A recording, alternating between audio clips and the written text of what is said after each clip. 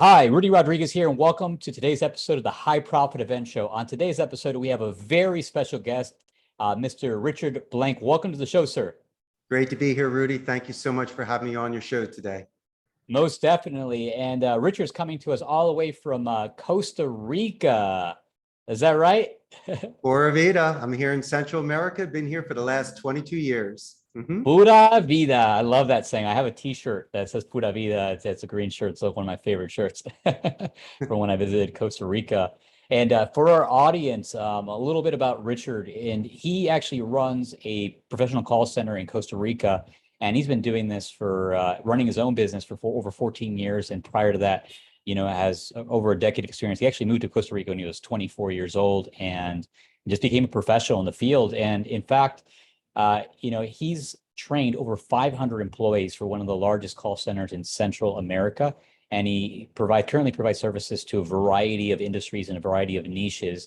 And he's just an overall expert in the field of communication and managing call center and creating a culture, which is really cool and unique, which I'd love to talk to you about.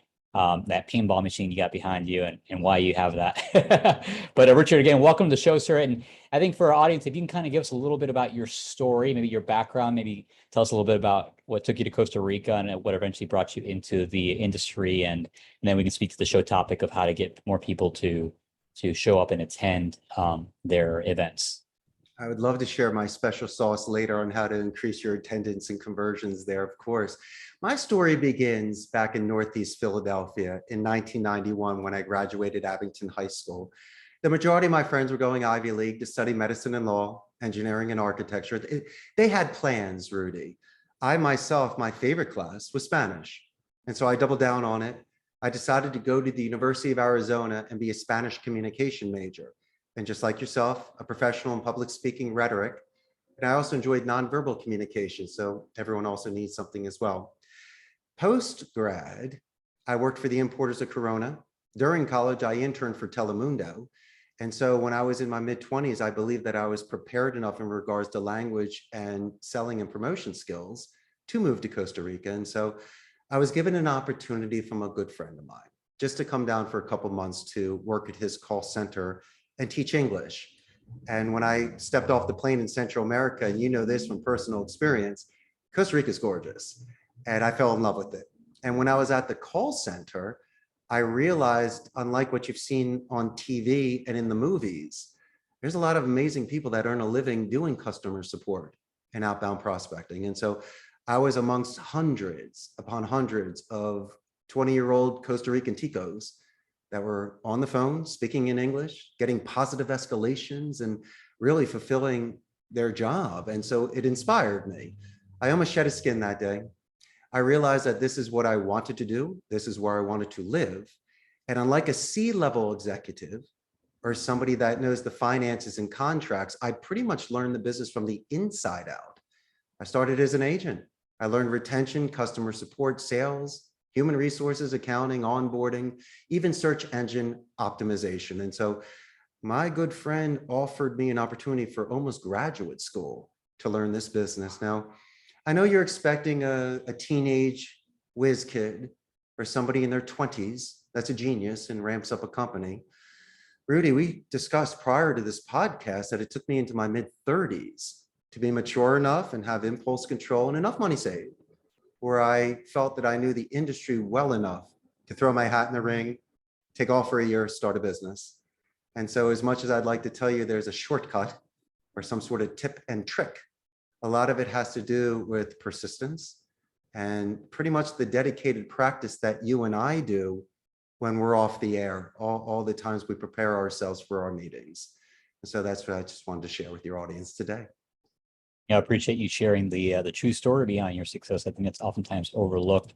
People see the end result and they think it's an overnight thing, but like you said, there's no shortcut. And you put in, yeah, right. But you put in the work, and so much of the work that even goes unseen, like you said, off camera, off meetings, all the work that you do to prepare. So thank you for that context. I love that mindset stuff that we pull into the show too. So you started your business in your mid-30s, and you obviously garnered a lot of experience over the last 14 plus years.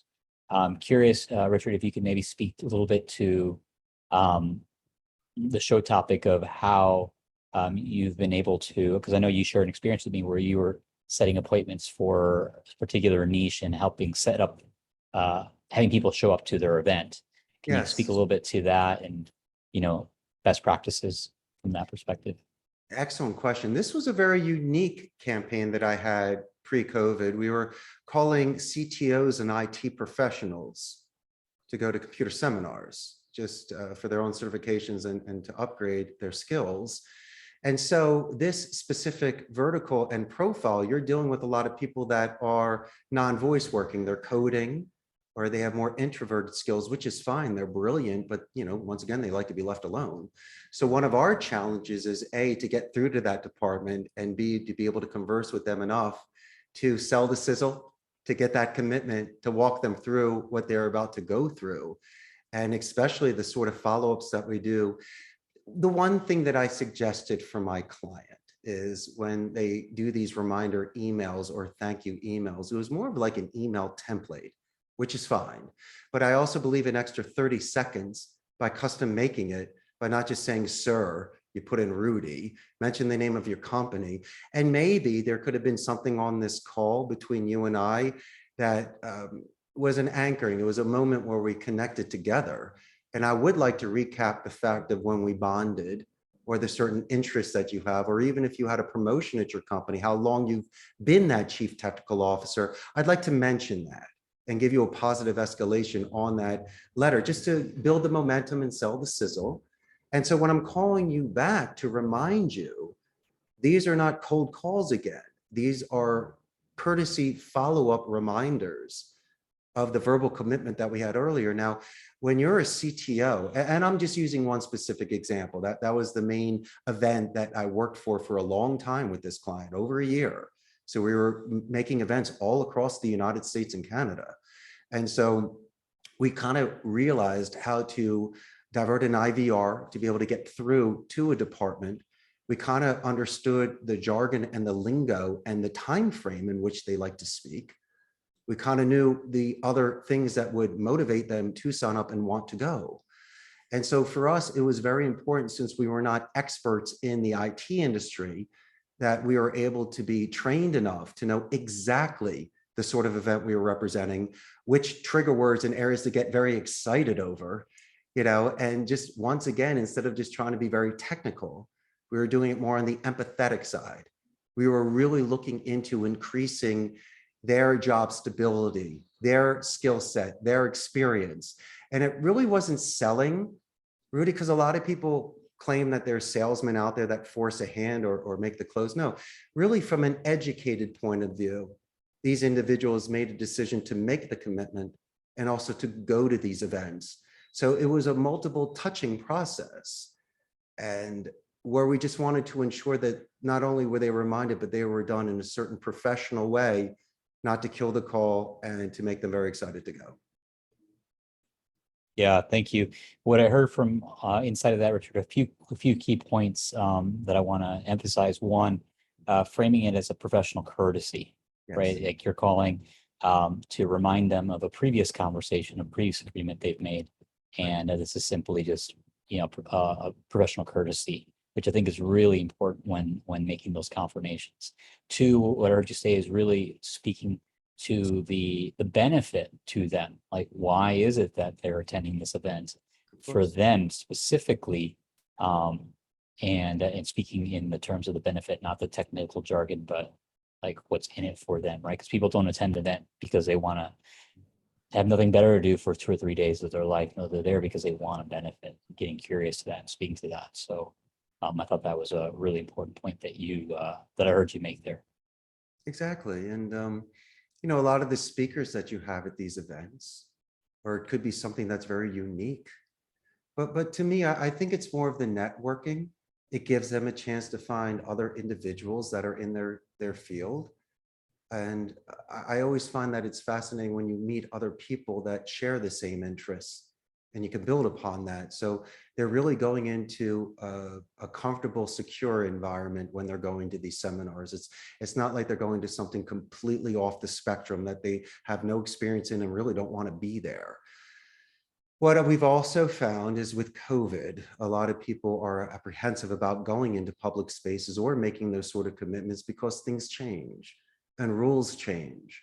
And I'm okay with that. The most important thing, Rudy, is that there are no surprises. I just want to make sure if things come up that we're very forthright with those with whom we're speaking, just to make sure their schedule, their time, their commitments are respected. Because we're asking them to give us time for our event. We're trying to make the sale. We're trying to bring them on board. And life happens. And so, as I mentioned before, a lot of these calls have to deal with family issues, health issues, or other responsibilities and obligations. And instead of me and you just trying to lock them in, maybe we can take a couple steps back and just listen. And with the respect that we have for their schedule and their commitments, there may be a way to find a spot to meet in the middle. So every single phone call is custom made. Do not expect to make it like cookie cutter because not everybody fits into that mold. Yeah, absolutely. Thank you for clarifying that. And one of the things that we spoke about briefly before the interview is this idea of you training your agent to be a good match with the person that the company that their account they're on or the company they're representing, and making sure that there's that custom communication, like you mentioned. Can you speak to that a little bit? Because I think that's I think quite helpful. Like, hey, how do you craft the message, for the phone call, and how do you train the person properly to make sure that they're communicating the message so that it's received well? And how do you actually have the customer pick up the phone and, make that, confirm that commitment that they're going to attend the event? Extremely intelligent question. And it's 2 words, due diligence. As I'm representing your company, I will make sure to know your website inside and out, your company culture, and the things that make it tick. But while I'm making these prospecting calls, instead of making 100 calls a day, Rudy, why don't we make 89 calls a day, where we can spend an extra 30 seconds to go on LinkedIn or to your website and to be able to gauge certain things that are important to you and your company culture. So I can make the follow-up email template custom made.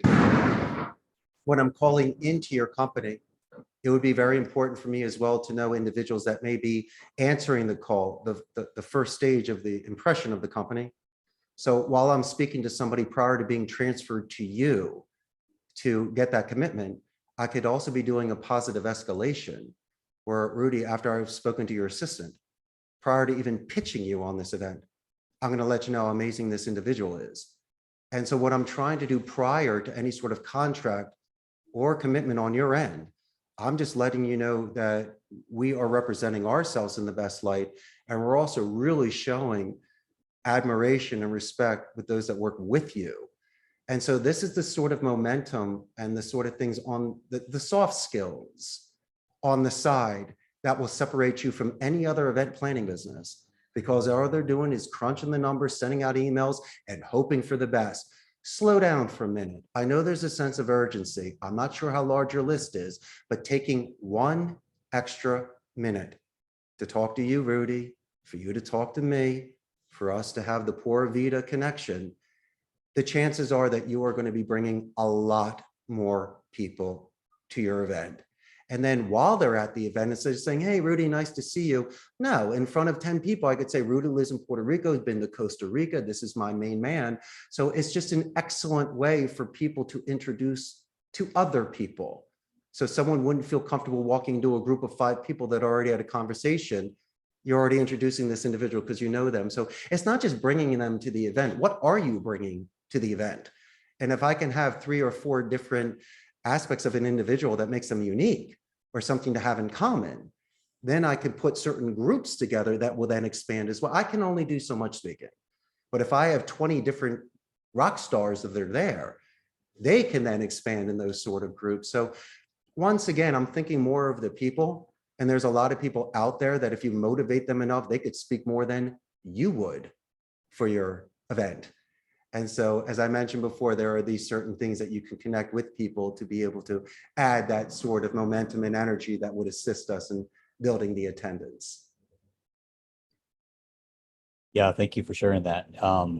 Yeah, so what I'm hearing inside of that is part of that pre-event conversation is getting to know the person, taking the time to get to know them, check out their website, get a few pieces of information so that when it comes time for the event, it's you recognize them, you can introduce them, they feel welcome, they feel like they're already, part of your community.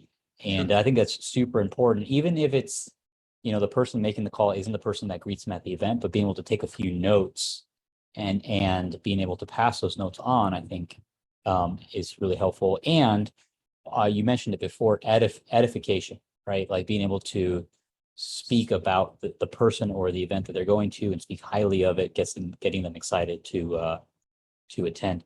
You mentioned a term called positive escalation a couple times, and I wonder if you can just give a quick definition of what you mean by that, just for our listeners, so we know what you meant by that. Rudy, do you have an individual that assists you at your company, somebody that answers the phone? Yes. What is that individual's name? Her name, we have a couple, one of which would be Anya. Okay. So Anya, when she answers the phone and I introduce myself and we have a nice relationship, and then when she transfers the call, I would let you know prior to even introducing myself, I'm going to give you an anonymity company spike that Anna with your company is doing an amazing job. And who's to say that you wouldn't bring this individual with you to the event? And so what I'm trying to do is a positive escalation is to escalate in a certain way those that work with you, right? And so instead of hanging up on me or saying, no, we're good, thanks, I've complimented the company, I've repeated her questions, I'm going to let you know that this individual is amazing. Chances are they're going to go with you. Or on the flip side, when you show up at the event, and even though, as you mentioned, the individual myself that prospected you, got the commitment and you showed up, who's to say that when you're not there and you say, Richard sent me, I love Richard. And then the 10 people, you're like, yeah, I spoke to Richard too. It could be a Richard party. And so positive escalation is the synergy. It's all the parts working for the common good of the whole. Instead of just calling you, there's a chance I can get 3 more people from your company to go just because I was passed around before even speaking with you. And they like me so much, they're going to go with you on a Thursday night. And so we've seen just by positive escalation, and even though they're not a chief technical officer or the owner of the company, there's no reason why you wouldn't bring this individual with you if they like me and they want to go and they just want to sit with you. And so we've been able to increase attendance on people that just weren't even qualified to be there because they wanted to go with the people qualified. So it was Rudy +1. There's no problem with that in an event. Why not? It just has more people that are going to be there just to bring up the energy. So don't kid yourself. There might be some people there that, once again, are not qualified as the individual contact that we were calling, but there's no reason why, people love friends. And if more people want to go and just enjoy the moment, I think it's fantastic. So our invitations, if I make a suggestion, was open for anybody at any organization as long as we had the room for them. Mm-hmm. Awesome. Thank you for clarifying what you meant by positive escalation. And do it in writing, if I may. Let's say you're calling a company. It doesn't have to be for event planning, but I speak to you and you had 3 individuals that assisted me prior to the call. When I'm doing the follow-up email to you, I will mention them in writing.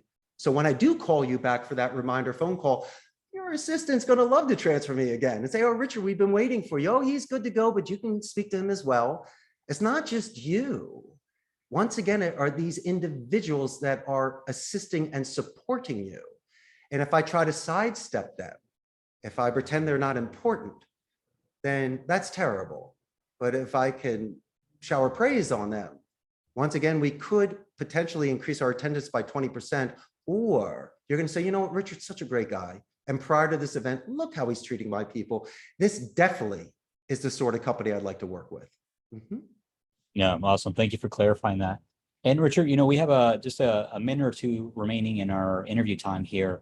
And I wanted to make sure that you got the opportunity to talk about the pinball machine you have behind you and why you have that and some of the culture stuff that you've built and you mentioned to me. So can you share a little bit about that with us? Thank you so much. I really appreciate this. It's like class time to recess time.